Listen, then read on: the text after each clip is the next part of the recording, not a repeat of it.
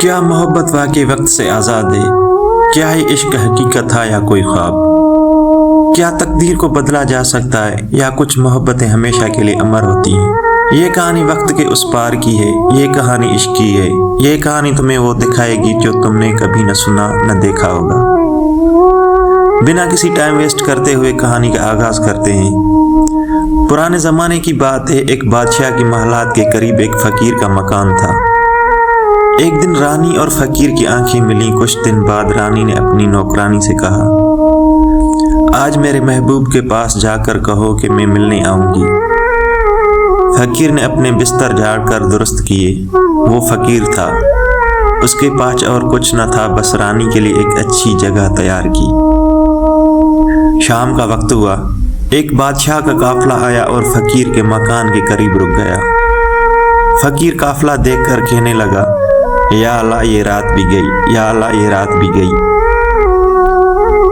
بادشاہ نے فقیر سے کہا، پہلے تو تم خاموش تھے، لیکن جب ہم نے قافلہ روکا تو تم اپنی باتیں کرنے لگے ہو۔ فقیر نے کہا، اس سے تمہیں کیا؟ بادشاہ نے کہا، بتاؤ، میں تمہاری ہر خواہش پوری کروں گا، یہ میرا وعدہ ہے۔ فقیر نے کہا، آج میرے محبوب نے آنا تھا، لیکن اب آپ نے یہاں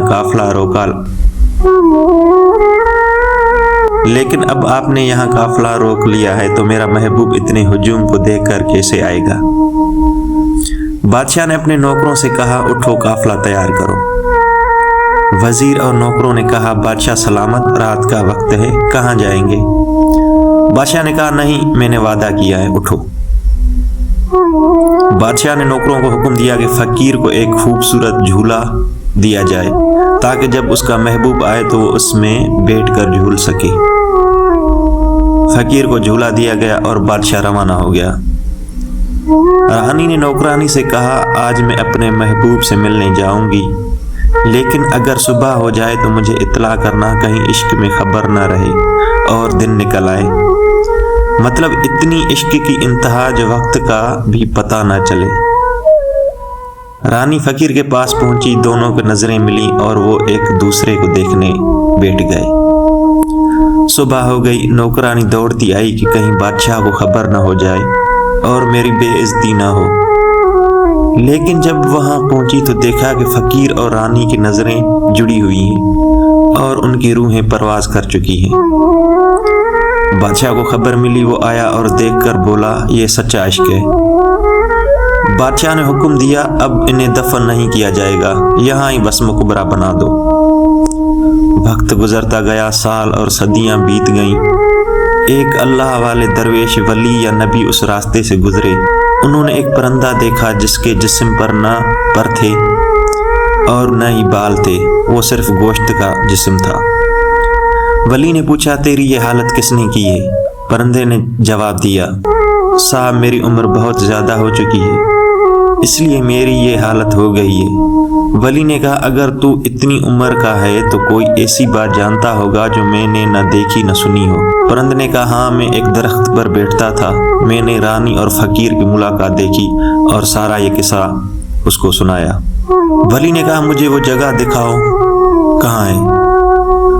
پرندے نے کہا، صاحب میں بہت بوڑھا ہو چکا ہوں، وقت کے ساتھ وہ جگہ بدل چکی ہے، مجھے یاد نہیں۔ اس ولی نے کہا، اگر میں اللہ سے دعا مانگوں کہ تو جوان ہو جائے تو کیا تو مجھے وہ جگہ دکھائے گا؟ پرندے نے کہا، جی ہاں۔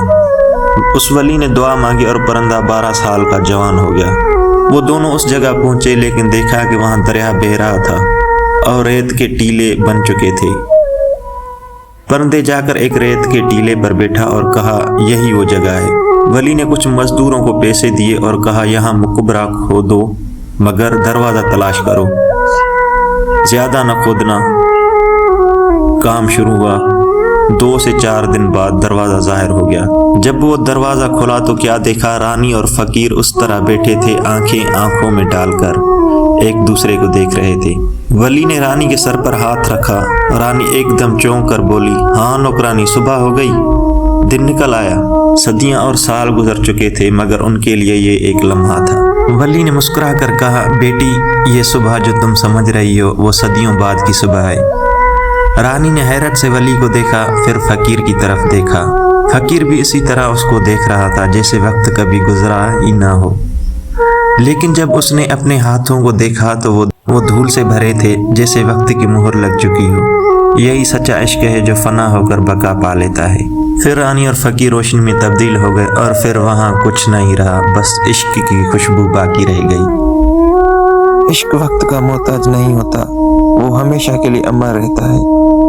ہمارے ساتھ جڑے رہو کیونکہ ایسی کہانی ابھی باقی ہے۔ جاتے جاتے چینل کو سبسکرائب لازمی کرنا۔ اللہ نگہبان۔